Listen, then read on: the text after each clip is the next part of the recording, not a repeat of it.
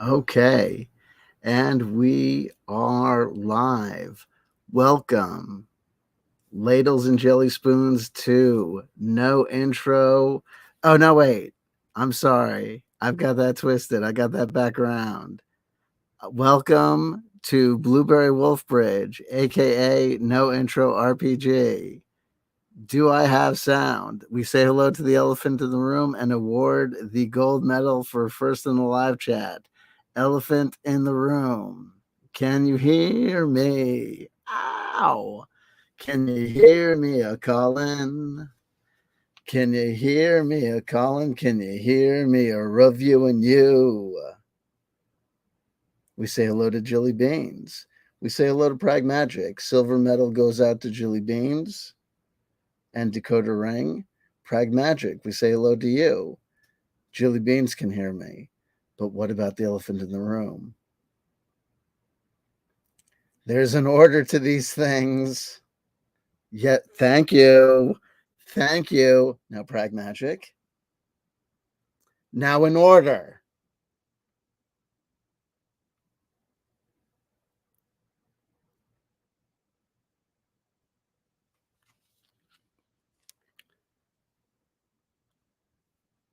Noah Patterson. Up to their old tricks again. Apropos, as it's a book about magic, up to their old tricks again. The latest, I received it from Amazon today. The Academy of Mystikhog. I have not read it yet, but I read enough to know that there was clarification language in the introduction that made it worth my while to do a quick review, I thought, as it addressed directly some of the issues that people who have been following the coverage, my coverage of the micro chapbook RPG material published by Noah Patterson will have seen me kind of wrestling with. Okay. The micro chapbook micro RPG system of Noah Patterson that came about beginning in 2020 and has been evolving since then. I have come to the system late, having come to it just this year. It has gone through some changes and transformations over that time. I come to this ongoing process late and acquiesce this and give this context. I learn about and update myself through I can this material is readily available. It is not expensive. It is print on demand. The publisher is very generous with their time, very generous with their work, very fair with their pricing, and I have been indulgent with my expenditures. Much of the material is repetitive. It is a simple solo, it is based on a simple solo concentrated role playing game that grew over time, but is very simple. And so largely the materials can be very repetitive because, the rules have to be given over and over again. Some of the stuff that people have seen me kind of, if you've been following me, what people have seen me kind of go back and forth with or kind of fight with is this notion of like compatibility and this notion that at some point Noah Patterson put forward the idea, or I think it was kind of, I was under the impression that the idea was put forward that there was a kind of for 2021, a kind of either at the end of 2021 or at the onset of 2022, a kind of 1.75, what I was characterizing or what I believed was being characterized as kind of a 1.75 of micro RPG system Toto, a kind of ultimate statement of the rule set, was being put forward. And then, to my kind of consternation, and kind of sometimes humorously, sometimes kind of, I think, playing it for effect, but you'll see me kind of say, not understanding how kind of post this statement, yang, um, books were coming out that I thought were kind of contradictory to that edict.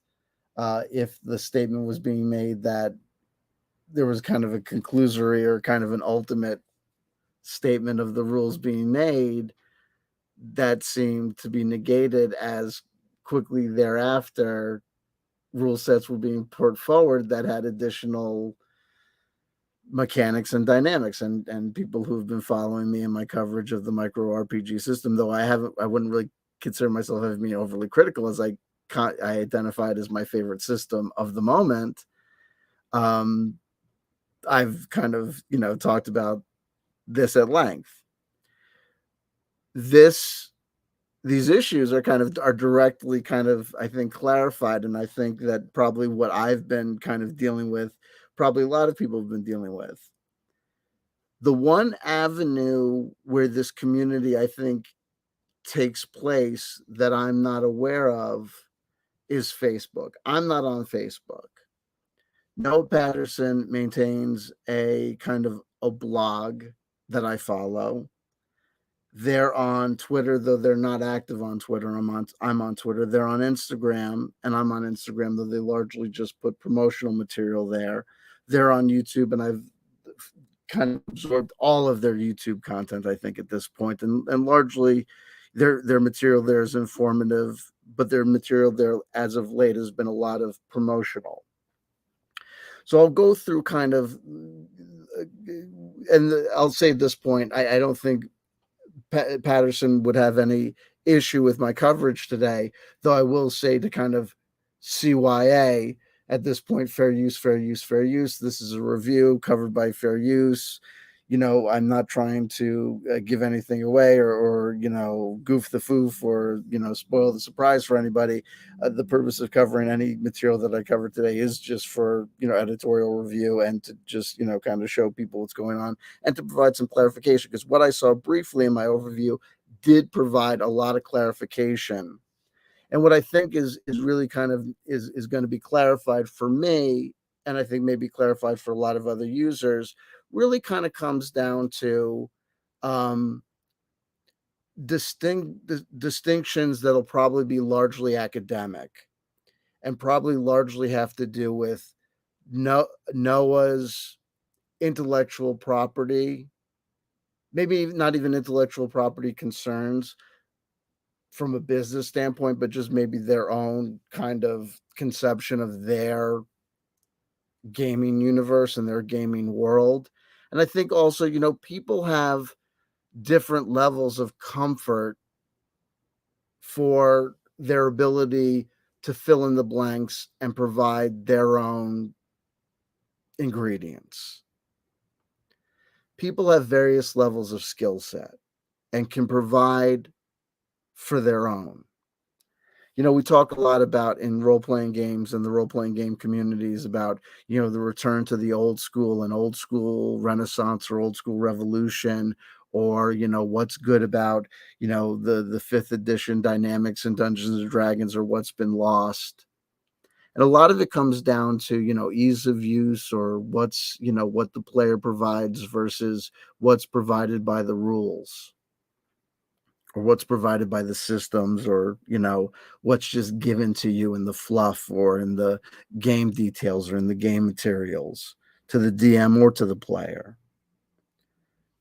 Not everyone is gifted with imagination. Not everyone can come up with the greatest backstory. Some people need character generation, down to roll on this table to get the name of the town. Some people need name generation for their own character. You're Lothar, and it's spelled with an L. Otharr. AR, right? So,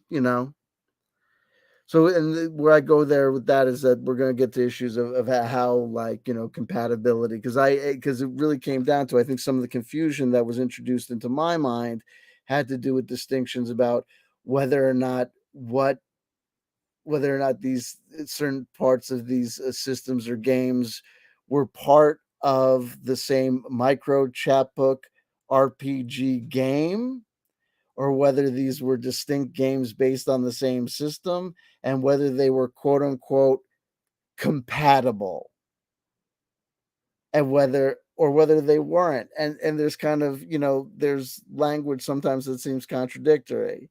And I might be over analyzing this stuff because that's typical of me. And some of these problems are solved and some of these problems are reintroduced. But that's why we're going to go through the rules a little bit, just lightly, and we'll see what we do. We'll see what we do. And the language changes everywhere. One of the things that's glorious about Noah Patterson's work is that some of the things that could be just copy and pasted is not. And I think that happens because there's, spacing concerns and concerns for, getting things in. And I think, language has changed because of preferences, to make things clear or clarified. And then I think also just there might be a lot of reinventing of the wheel because there just might be, this person is just a unique human being because the biography changes. I'm telling you, these books have been published over the course of 2 years, just 2 years.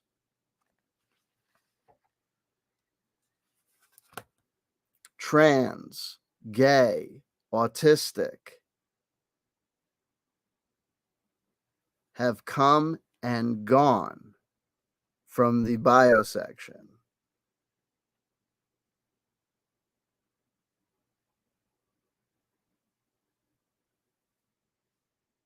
And that is not a critique. That is a noticing of a fact that an artist has left in their work.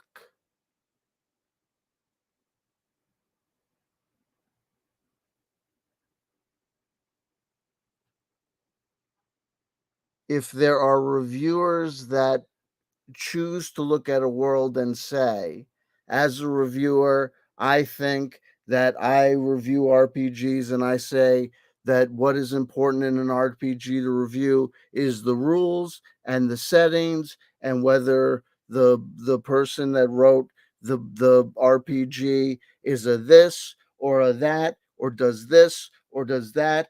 I don't care. And I say to that person, okay.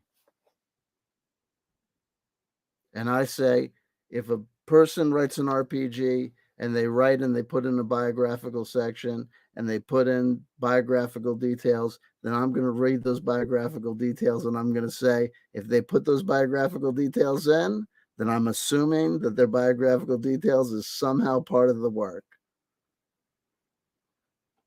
I don't know why, because it's not typical. FYI, in case you're curious.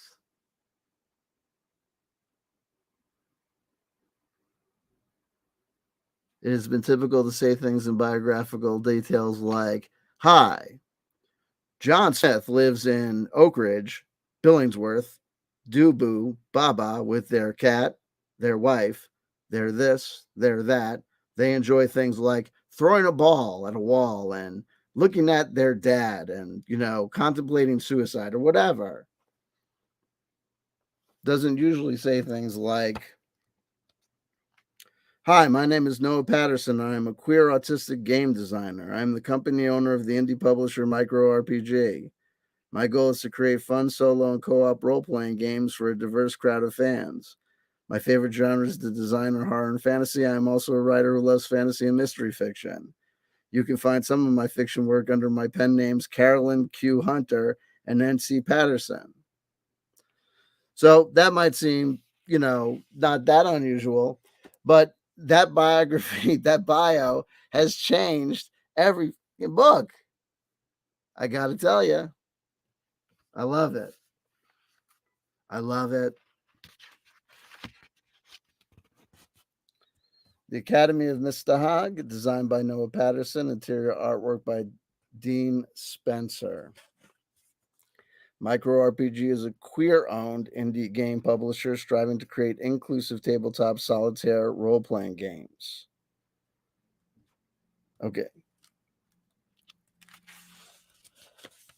But then it goes on to say that this game can also be played by groups. So it's not exactly okay. God bless them. Welcome to Micro RPG Introduction, Micro RPG System Games, Micro RPG Midnight Series, Micro RPG Midnight Rules. This is part of this is the second edition of the Micro RPG Midnight Series that you can identify by the black cover. This is the second one. The first one was Dragons of Dragork. I mentioned that one in passing because it was the one that I was like, it introduces new whatever. Basics of Micro RPG, the rules, 10, getting started, extras, character creation, equipment, fleshing out characters, the stat test, automatic success and failure, willpower, weekend, power moves, the luck dice, flow of the game, monster and enemy stats, combat, dying, death, total party kill between dungeons. So that's the basics of Micro RPG. The basics of Micro RPG. God damn it, Noah. Multiplayer, rules for playing with friends, playing co-op, playing with the game master, combining the games. The Academy of Mystikhog. So then there we go. Then rules discrepancies. We're gonna work. It's gonna work. It all works. This is me. This is the thing. This is great. I always have to remember the autistic part. Everybody's like, I feel like everybody needs to be encased in foam. Emotional and physical. The Academy of Mystikhog. Introduction. The Academy. Okay, we don't need to worry about that because I'm just worried about the introduction. Micro RPG is an ultra simple role playing game designed with the solo player in mind. Boom. It uses dice, graph paper, and game tables to generate a random role playing experience for a single player. Boom. Controlling 1 to 4 heroes. Okay. Previously in 1.0 up to 1.5 kind of, it was up to 3 kind of. It can also be played cooperatively or used as a simple role-playing system for a traditional game master to run a game for tabletop up to 4 adventurers. Boom. At its heart, Micro RPG is a dungeon crawler, but in the mind of the player, it is a full adventure story waiting to unfold. Boom. They're also doing a disservice because, as of a year, bullshit. As of I think into 6 months into this thing with the Explorers of the Realm supplement, people were already busting out of the dungeon crawler thing.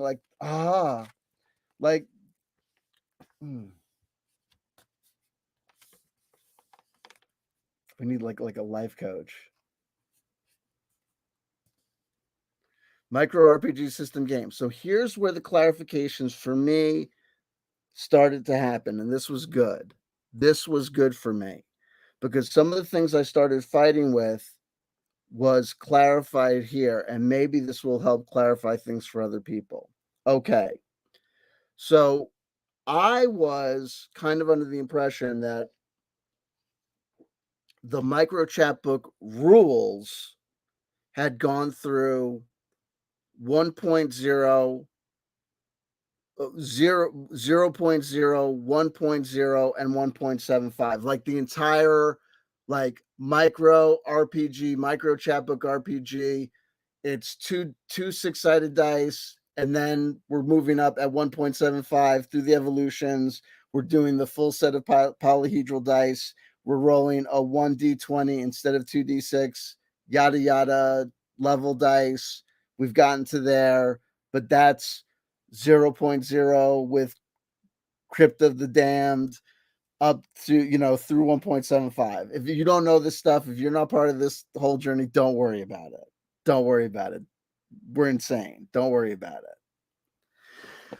But it looks like part of my confusion is that Noah Patterson is really thinking of that 0.0, 1.0, 1.75 distinction, not applying to the rule set as a whole, but only applying to micro chapbook RPG that he does not, they don't consider as applying to the whole system, but as applying really only to the fantasy world.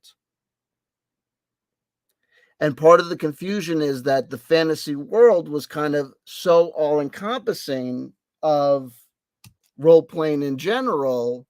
Like, so here's 1.75, but it gets confusing because 1.75 really has two iterations, because there's the basic edition and then there's three advanced world books. I think only two of them are out: Advanced Dungeons and Advanced Characters.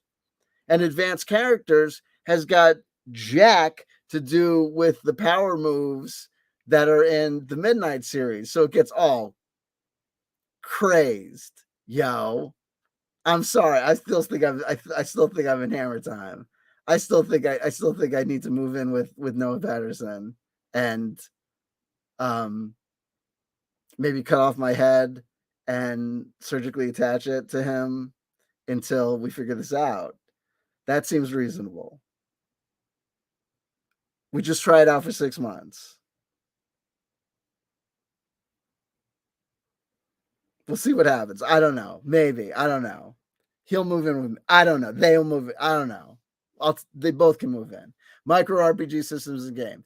We'll just try it out. The micro RPG, that's my only solution, because that makes no sense to me. The micro RPG system has been used in many game books, genres, and publications from the micro RPG company, including, Micro Chapbook RPG, the original fantasy themed book, which featured 0.0 edition. Those would be the 2 to 3 page chapbooks, right? The simple PDFs that were the things that started it all. 1.0 edition, I think that's us moving into the deluxe core rule books. And 1.75 edition, that would be the full evolution, I guess, up to the basic editions and the advanced editions. And then we have Micro Sci-Fi RPG, a basic sci-fi iteration of the game, which similarly included 0.0, 1.0, and 1.75 editions. Okay, now here's where it gets a little kind of weird for me.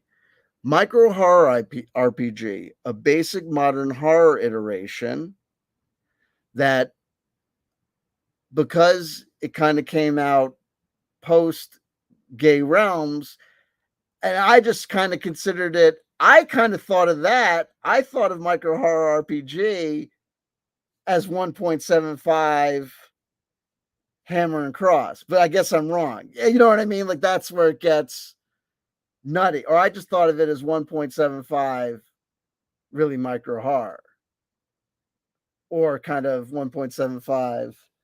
Let me think if I've got a horror one here, like Into Terror or whatever. Do you know what I mean? It's like, but I said that like when I did the last review, when I did the review of Blood for $1. Like, where's Blood for $1? Because if I take, Crypt of the Damned, and I just like take out dagger and put Bowie knife, if I take out crossbow and put shotgun, like, if I take out, helmet and put 10-gallon hat, what point does the transformation happen? I don't know. Maybe I'm being academic. Neon Road, that's the cool 1980s alt 1980s one. This is a cool one we'll review. Neon Road. This is the supplement, the computer log collection. But I have the other one here. Where are you? I've got to review all these. There's so many good ones. I want to play all these games. Move with me. Don't fall. Here's the Neon Road. Micro RPG. Okay. And then We Have Warrior Queens, which apparently takes place in the future of neon roads. This is beautiful. And we have Hammer and Cross. Now, Hammer and Cross is the Gothic horror hunting game. Now, they're giving examples of all the games that came out based on micro RPG. And Hammer and Cross AD. We have Hammer and Cross AD. We have Hammer and Cross. I have Hammer and Cross AD at home. The Gay Realms. I think I have the quick start ones here. I try and split things up between, so I have the doubles at home or whatever. So I should have the quick start rules for the Gay Realms here, which are great. Hold on, where are we? Here we go. I want my baby.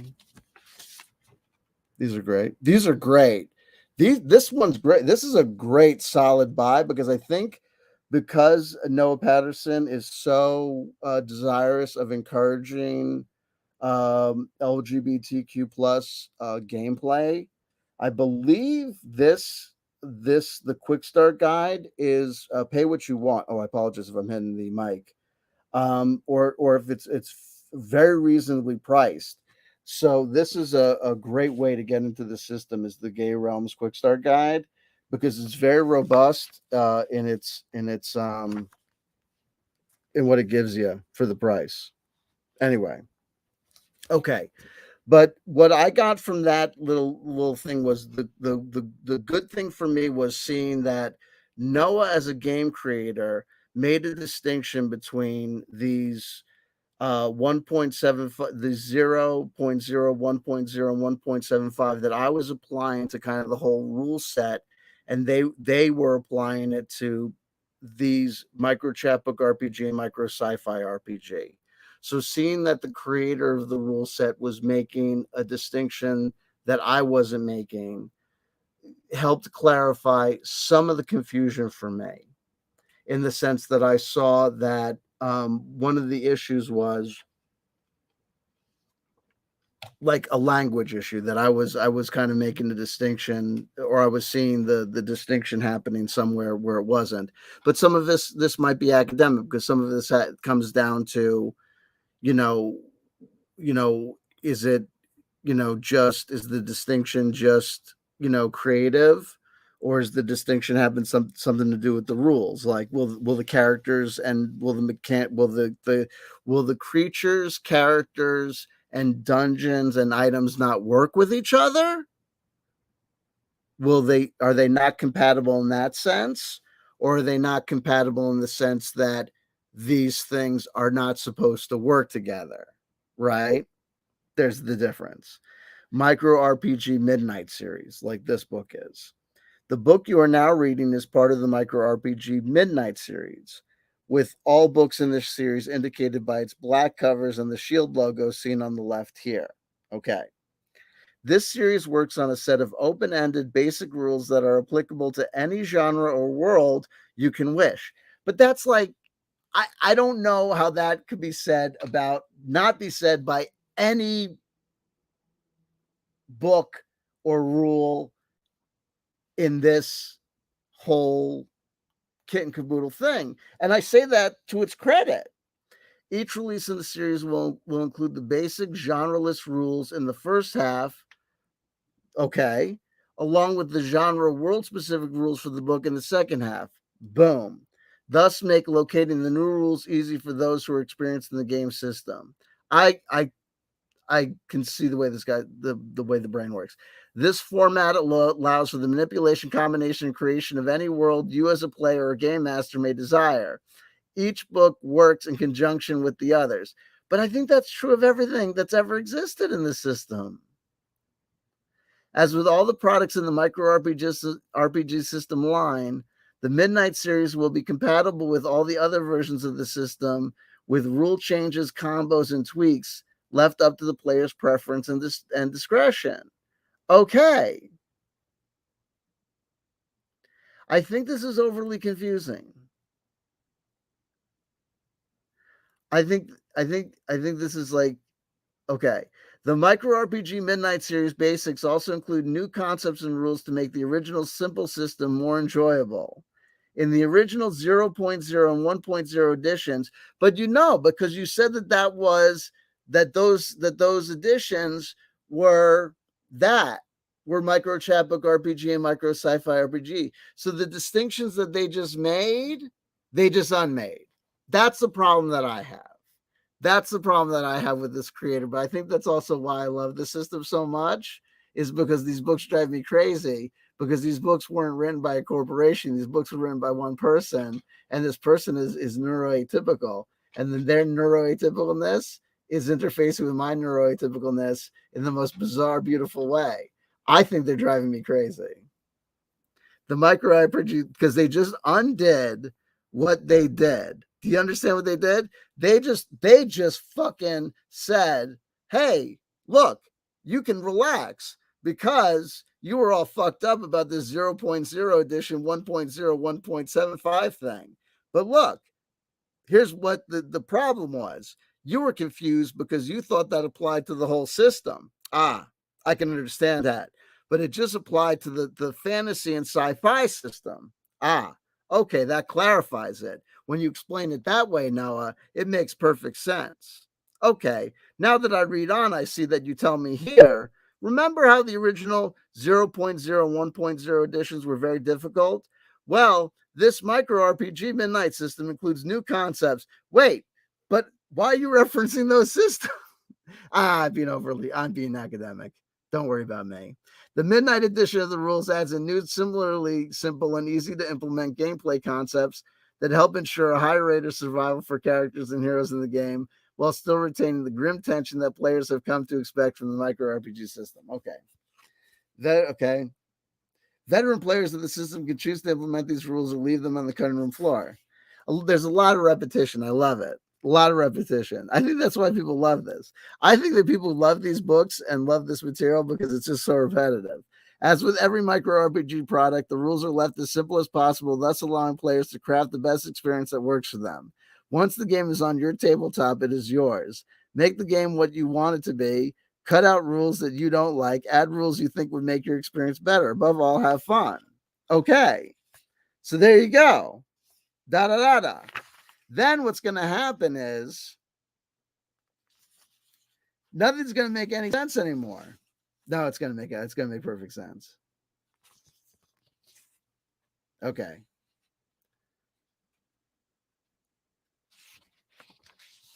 So that's what I wanted to do so far. It took me 30 minutes to do that, which was basically just say this. This is so funny to me because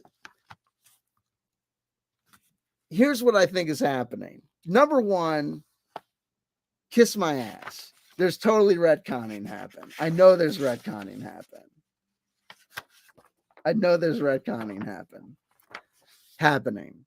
But that's fine. Here's another thing that's happening. All of these things are absolutely 100%, and this is not a criticism or a critique. This is 100% a compliment. All of these things are instances of the same game. And every attempt to make them a different game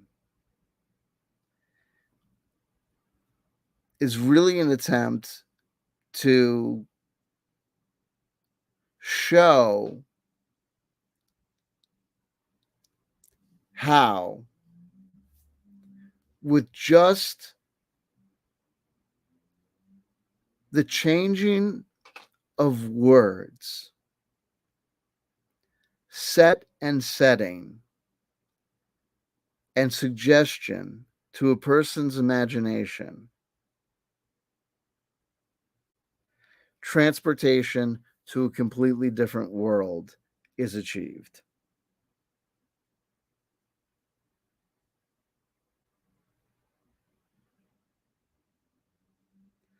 I really do feel like there's some like need to like like like to make like Neon Road something other than another instance of micro RPG. You know what I mean? Like that it needs to be based on micro RPG instead of just being a micro RPG game, Neon Road. Do you know what I mean? That leads me to pull my hair out and think that we need to go out of our way to explain to people, like, it's not as though, like, look. If I'm playing, there's a temptation to say, there might be okay, I have a character created in Steve Jackson's GURPS. You have a character created in 5th edition Dungeons and Dragons. There might be a temptation to have these two characters interact. What are the temptations to say that these two characters could interact? Well, they're both based on numbers. If these two individuals fight, let's say, for argument's sake, let's simplify things. Let's say that the GURPS character is a fantasy character, just like the Dungeons and Dragons character. Let's say they're both similarly suited out. They're both simple fighters with wooden round shields and short swords, sandals and loincloths, and simple pit helmets. Okay, well, let's get these guys interacting in a simple physical space, an arena with a sand floor. Okay, well, how are we going to clarify? By what rules are these people going to interact with each other? And then we start to see the problems, because these systems are divergent. How fast does one move against the other people? They use different senses of scale.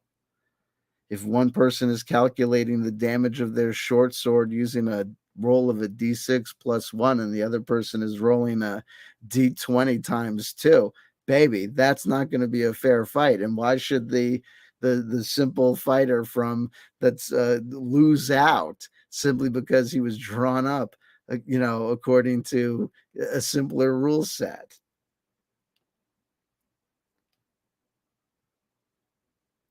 So we would see that we might be tempted to say that these two guys should be able to interact because, hey, they're both from tabletop role-playing games. They're both have hit points. They both calculate their movement through space based on rolls of the dice. They both base their ability to hit another individual based on rolls of the dice. They both base their damage based on roll of the dice. Why shouldn't they be able to interact?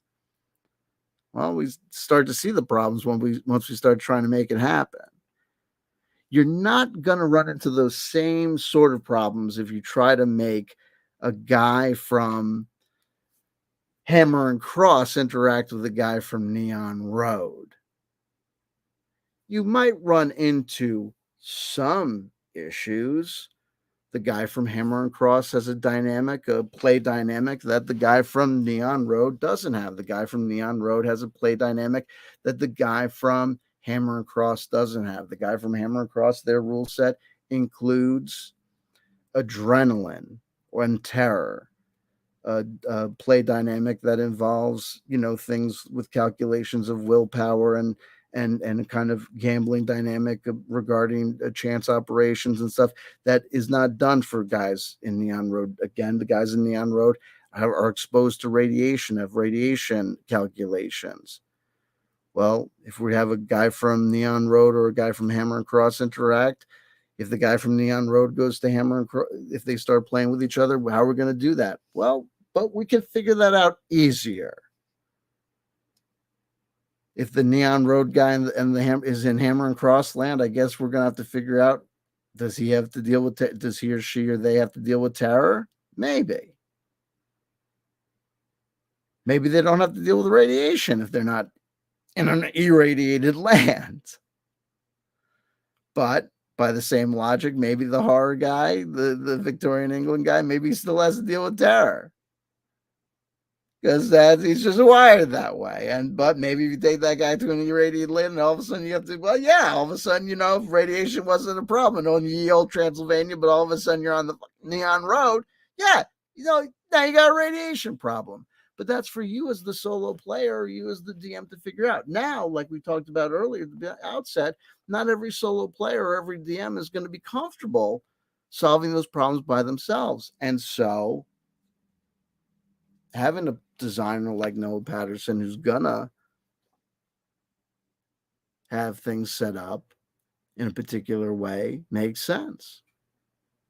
But it also makes sense to be able to look at this honestly and say, well, a lot of these distinctions may be academic. And read between the lines and say, we're saying the same thing over and over again. This is compatible and this is compatible. And remember all the time that this is compatible and this is compatible and that's compatible. And remember, folks, that this is all compatible. It's all compatible. Now, some things are a little bit more compatible than others. All micro RPG books, the basics of micro RPG, the rules. Now, it says that these are the basics of micro RPG, but this is part of the problem. The micro RPG basics of 1.75 don't contain the basics of micro RPG as they're given in this Midnight series. They're not. All micro RPG books, genres, and expansions work on the same base principles of gameplay. They do. But variations appear in different iterations of the system. Absolutely, they do. To best fit the game, world, or genre of the book. Agreed. Sometimes new or more complex rules are added on to introduce more flavor or story options. Agreed. In this section, I will introduce you to the core system at its most basic. These rules will be applied to most every micro RPG product in some manner. And then you have your basic rules. And again, at this point, they've moved on. I like to say that I play at this point 1.5. At this point, they're using a full set of polyhedral dice. My still basic gameplay, I still use basically 2d6. I'm not going to go through all of the rules. I don't think that that's necessary at this point. Character creation, they've introduced doing it either randomly through different systems. I think I might come back and go through and do. Let me say, actually, character creation. I want to do with you guys to see. Before playing any iteration of micro RPG, you will need to make a character of your own imagination. Creating a character is easy. Just follow these steps, applying the specific genre rules from any given micro RPG book or product. Main stats, you begin the game by determining your 4 main stat scores. You do this randomly by rolling D3 for each, D6 with the result half and rounded up, or you can select your stats by spending 7 points between them. There was an option also to do 9 points in some iterations. That's also if you look at the systems that are put forth in some things like Hammer and Cross, also in the Gay Realms, where you're looking at some stats being improved another time by selecting an order. You're also seeing that you're getting those stats being improved rather than through a 9-point selection. They're just getting improved by other means in the world building. No stat can have a score above 4 at this point. In the character creation, your 4 main stats are strength, dexterity, wits, and charisma. Stat bonus. Next, you will choose 1 main stat to receive a +1 bonus in different iterations of micro RPG. This is determined by choosing a class, occupation, role, or other similar character training type. Proficiency. Next, you will choose 1 main stat, which will be your character's proficiency. Proficiency will be explained in the segment on stat tests. That's when you roll twice for to whatever. We'll explain it later. Proficiency is determined by lineage, race, heritage, or other similar inherent character type, depending on the genre game world you are currently playing in.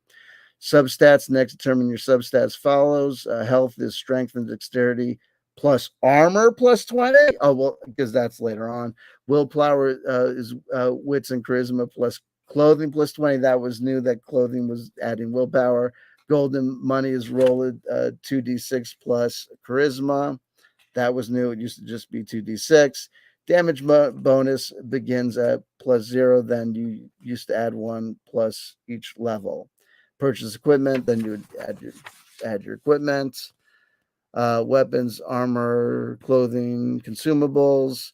Then later on, post some personal revolutions in Noah's journey. Additional fleshing out of characters became integral to the character creation process, including gender and pronouns, romantic preferences, family and upbringing, age and name. The stat test, where this is more about how you play the game. Determine the stat being the number one core mechanic for the game is the stat test. I'm going to go through this because it looks like they're opening it up so you can see how this is going to apply to regular role playing as well. If we're using GM, or if we're doing solo role playing in the traditional sense, getting out of that dungeon, doing some regular tests, stat tests. The number one core mechanic for the game is the stat test. This is a roll that dice roll that, when compared to one of your main stats, will determine whether or not. What? Wait. Oh, okay. This is a dice roll that, when compared to one of your main stats, will determine whether. Oh no, that's whether or succeed or fail at various tasks such as attacking and defending, picking door and chest locks, running and escaping from a difficult battle, intimidating or persuading enemies, and so forth. Stat tests are made using 4 basic steps. Determine the stat being tested: strength, dexterity, wits, or charisma. Roll a single d6. Proficiency: if you're proficient in the stat being tested, roll 2d6 instead and keep the lower result of the 2 dice, discarding the higher result. Modify the dice result, add to or subtract from it based on possible room environmental conditions, monster enemy difficulty, and so forth. Score the final result of the dice after modifiers to see if you passed or failed. Pass if the final score is equal to or lower than, it's a roll under system of the stat score, you passed. Fail if the final score is higher than your stat score, you failed. Stat tests can be changed, modified, or re-rolled using various in-game mechanics. Automatic success or failure, no matter what. 1 is an automatic failure. 1 is an automatic success, pass, success. 6 is an automatic failure. After any failed tests, you could choose to spend 1 willpower to re-roll the results, unless it's an automatic failure. And then they add this new dynamic called weakened. If you're weakened, that's new. I don't always play with that. And then this is power moves. Power moves are new to the Midnight series. They're not in 1.7. I don't, you know what I mean? This is some new stuff. God bless you. And then there's luck dice. So this is all new shit with Midnight series. This is straight up all new shit with Midnight series, which I'm fine with. If we're introducing new shit with Midnight series, that's fine. But then let's be honest and acknowledge that everything that we said prior to 1.75 being whatever, and advanced character creation being whatever, is going out. But maybe wait, hold on. Am I in the midnight thing? No, we are and this is supposed to be the regular thing, because then I'm going to get into the midnight rules, right? Whatever. That's fine, because previously I think that stuff was in the, and now we're going. Then there's psychic combat, which is no, I don't know, dude. I got a lot of this stuff is just I gotta learn. I gotta learn this because it's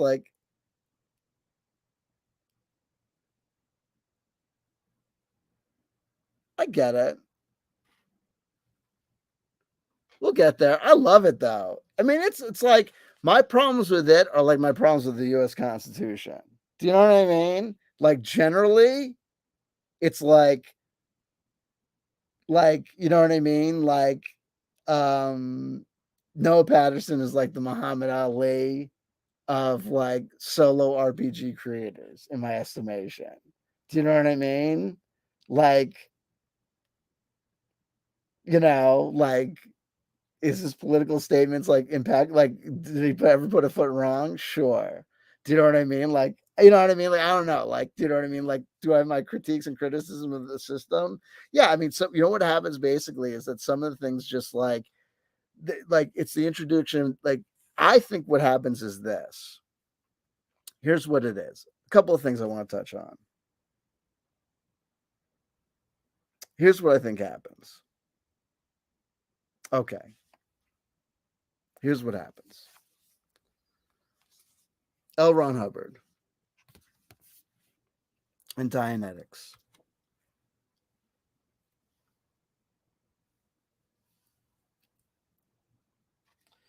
Or, I don't know. Sometimes you get it right on the first try. And you just nail it. You just kind of nail it. And, or it's like New Coke. Or like the guy who made the Rubik's Cube. After he made the Rubik's Cube, came out with this thing. It was like a new puzzle, and it was like flat, and you like folded it like all over the place. It was like the Rubik's something else. And it was like the new thing. It was like from the guy who made the Rubik's Cube. It's the Rubik's like fucking like douche folder or whatever it was. And it sold like shit cakes. You know what I mean? Like you couldn't give this thing away. And I'm not saying that like the new rules for that Noah's coming up with for micro chapbook, whatever, micro RPG are shitty at all. I'm saying that like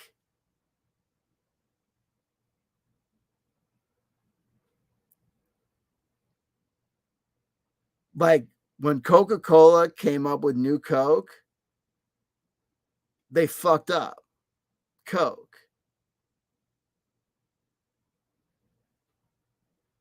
But the temptation is to always fuck up Coke.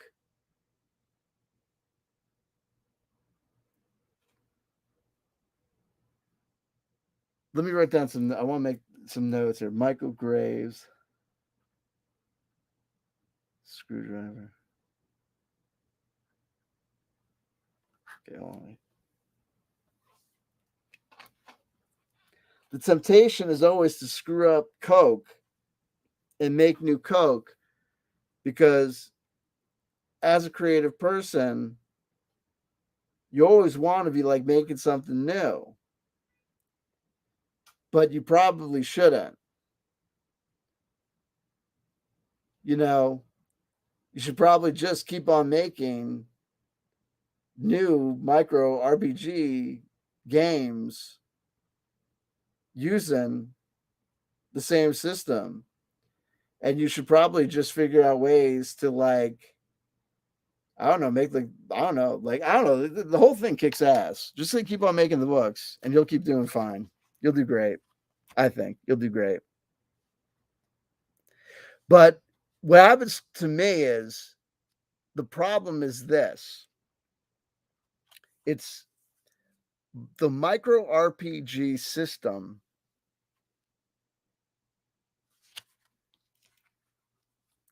It's 8-bit. It's a haiku.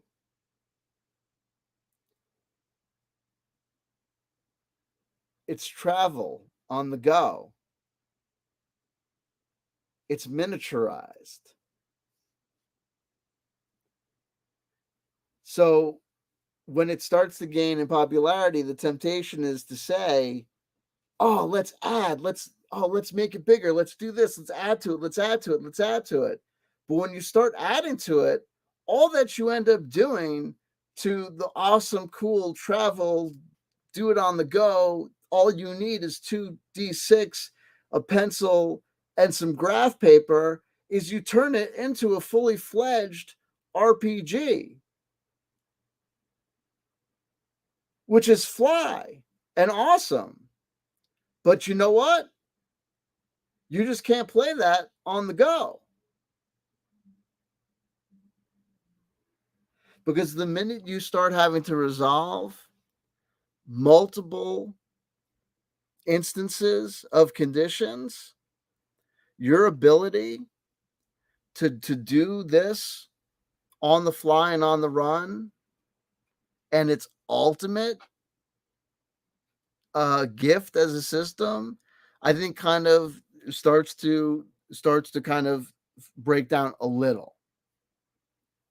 So I want to do reviews of all these systems, but it takes time to play through fully through these dungeons and these systems. And currently the game that I'm playing through is one of them called what's it called? The friggin' I have it right here. Do I have it on me?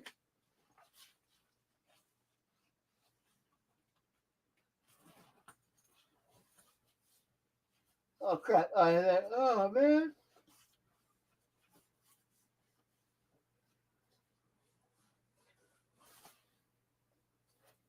The Guildhall Gambit, and I'm playing it all broken rule style. I'm like all nasty bird. I'm all like, I took you're supposed to play it like with these basic characters, like an elf and a dwarf or whatever, a halfling, and if that shit, I like took like all the aliens from like the 1.75 sci-fi books. I went crazy with it. I did all this like nutty stuff. But you're playing three characters, and so I'm resolving the combat for three characters, and it gets tough. Your ability to if you're playing just a regular micro chapbook RPG, with the 2d6 system, I can tell you that you can play, with a two dice in a cup, and you can play on a road trip. You can, and you can resolve the combat. But the minute you start adding in layers of extra systems, like the fear system from Hammer and Cross, I can tell you that your ability to resolve round after round of those extra calculations, it makes the convenience of it starts to wear out, and it gets to be more difficult. So I can imagine that some of these things, might get a little bit headachy for me. But that doesn't make it impossible, and that I don't think that means that this is something that I'm not going to do, or that's going to make it not my favorite system. It remains my favorite system. It remains a system that I'm going to that I look forward to playing. I look forward to playing through and testing out the um the power moves in full.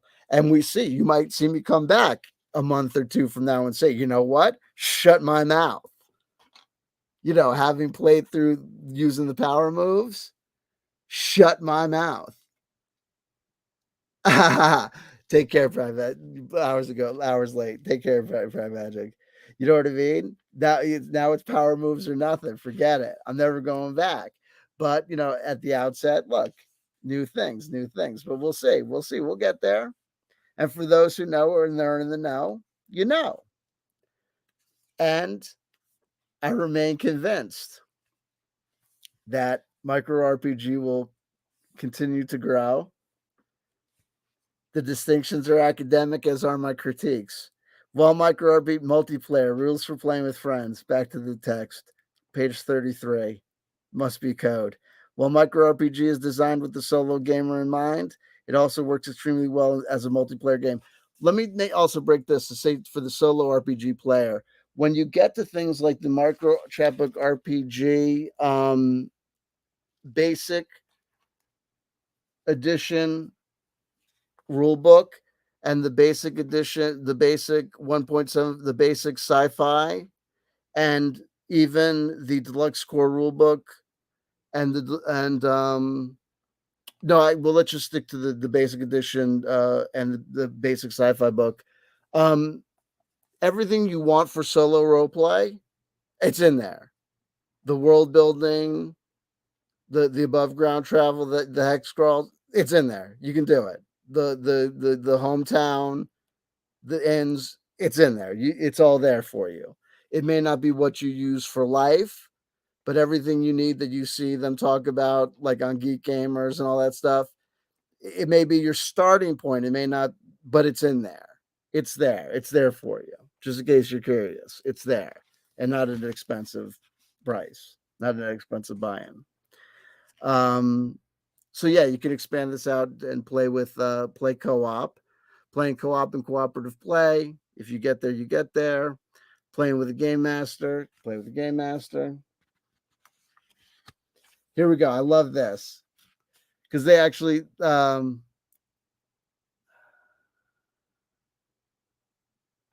me say, actually, let me read this. I want to read this.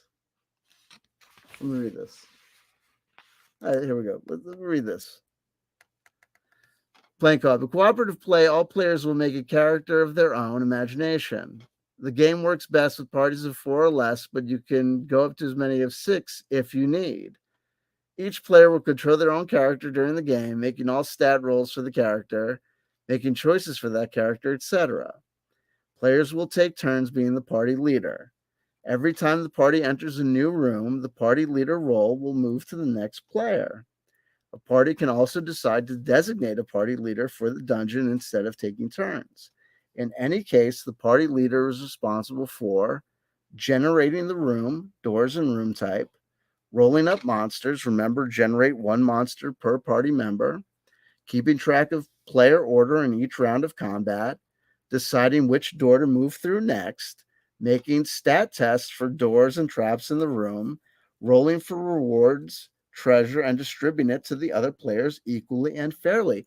I really like that because what I like about that, and I like about this system, micro chapbook RPG or micro RPG, whatever you do for that, is you can have a game group where no one has to sit out forever being either the baby Hitler, aka baby god, goddess, whatever, dungeon master forever, and not playing, right? And everyone can play. Playing with a game master. Micro RPG can also be played with a traditional manner with a game master. Game master or mistress. I put that word in. Noah. I had to put that word in. Way to use your gendered pronouns. Fool. No, I'm kidding, teasing you. I can't, don't tease. I'm sorry, I apologize. The game master. I'm sorry. The game master can simply, I apologize. The game master can simply be the person in charge of generating the dungeon and monsters and making choices about the yada yada, blah blah blah, or the game, or even crafting a narrative story around the blah blah blah. Okay. Every entry in the Micro RPG Midnight series features a basic world description and potential overall campaign goals. These bare-bone materials can add a little flavor to any GM-run game, but can also act as an inspiration and base foundation for creating a more immersive experience for your players. Game masters can pad out the game as they go along using improvisation to make the presented world more rich, or game masters can even use the base as a way to build their own version of the world. Very nice. Okay. Mashups, combining the games. This appears again. Repetition. I love it. Love repetition. Techno. Beat. All micro RPG books are intended to be compatible with one another to some degree. All degree. I love it.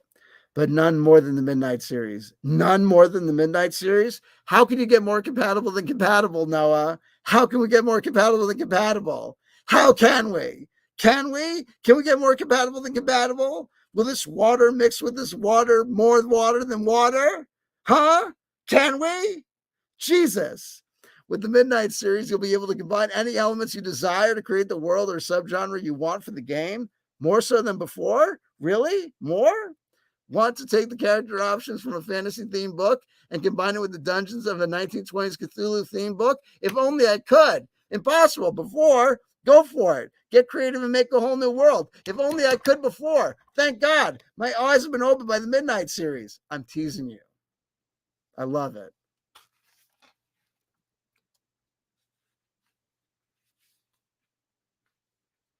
If I was a fiend, if I was a fiend and like would imply like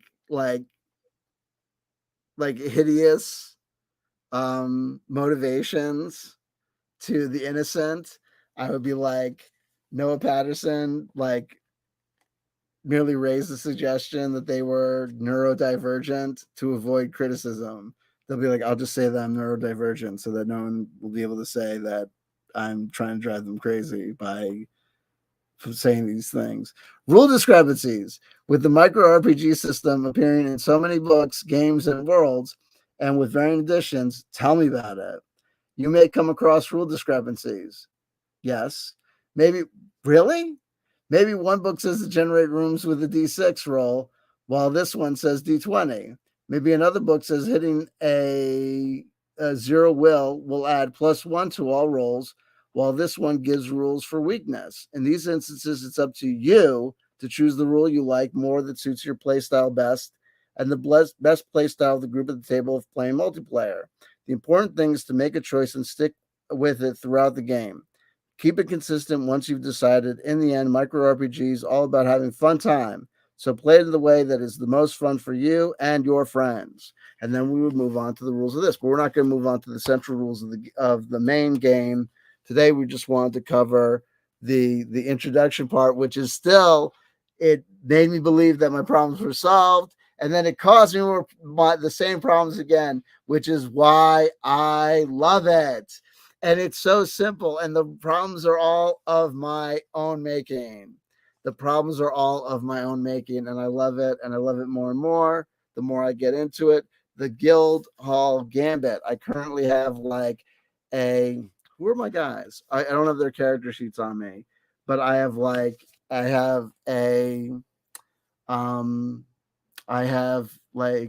Ode to a Grecian Urn. No, he's like a gray skinned Mercurian named Police Academy wizard. There is a xenomorph half-breed named Bud. And there is, I think she's like some sort of fire elemental or something. I forget what her like actual title, like genus is, but she's getting her ass kicked. But they're currently in like battling the vermin still. It's hard. These dungeons go on forever. But we need that gold, yo. We need better equipment. Michael Graves is and yeah, don't worry about that part of the issue. We'll talk about that. We'll just leave it there. You know what I mean? Moving on and on. Thank you so much. Hopefully, listen, folks. Loving it. Loving every minute of it.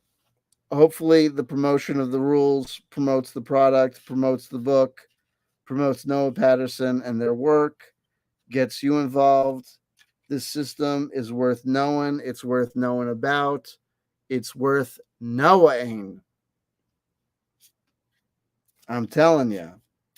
Get yourself some dice. Get yourself a good time. Play yourself some micro chapbook RPG. Obviously, I haven't played through this particular game, this particular instance of micro chapbook RPG, so I can't tell you if this is the hot potato, this one, what the ins and outs of this particular experience will be.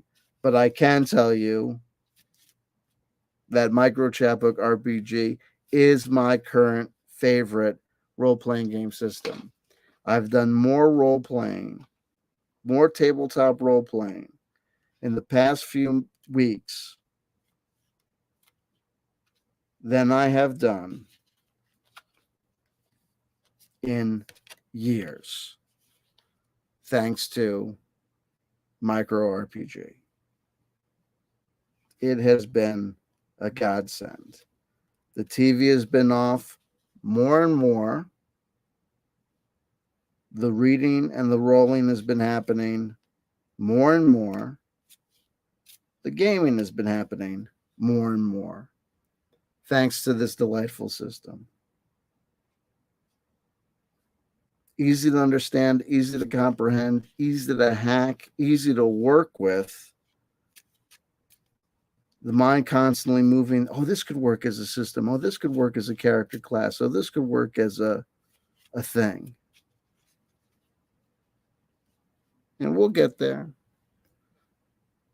Unfortunately, with my work life, my workload, as everybody knows, my personal life, my family life, more time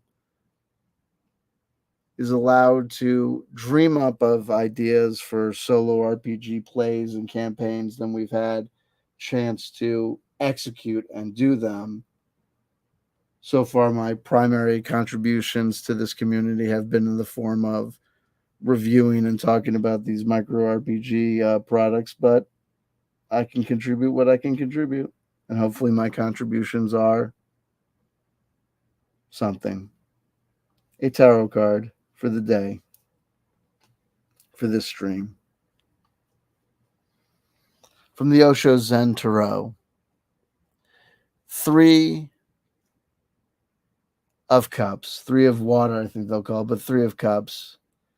A very traditional image for the Osho Zen Tarot. Celebration. Our cups runneth over. 3 is a traditionally blessed number. 1, 2, 3. 3 is the magic number. Man and woman make a little baby. 1, 2, 3 is the magic number. Let us celebrate. Father, Son, and Holy Ghost.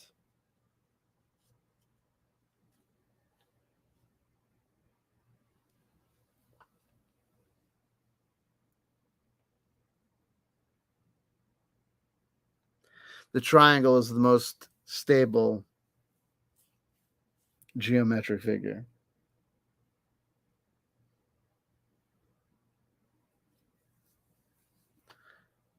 Some analyze the geometry of the cross and say that the subtle message is the triangle at the top is strong because it's equal. The triangle pointing down is weak because it's unequal, out of shape, uneven. So the rain comes down, but these women don't mind. They celebrate the gift of the water and its rejuvenation. The cycles and the flows come around, and the time to celebrate comes around. Celebrate when the time to celebrate comes around.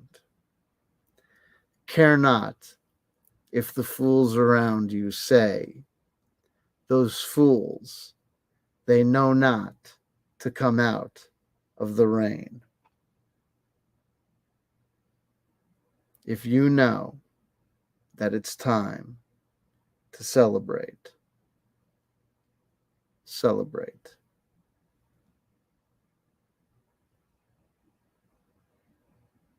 Look around you. It may be pouring. It may be storming.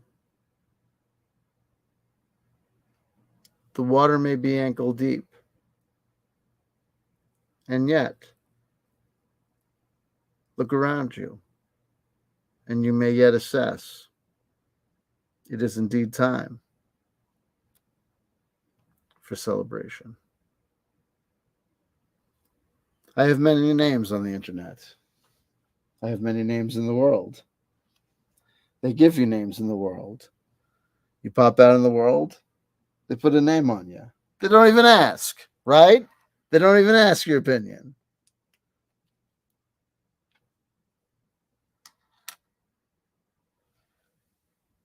Cable Guy Incognito. CW Chanter, Benjamin, Micro Chapbook, RPG Superfan.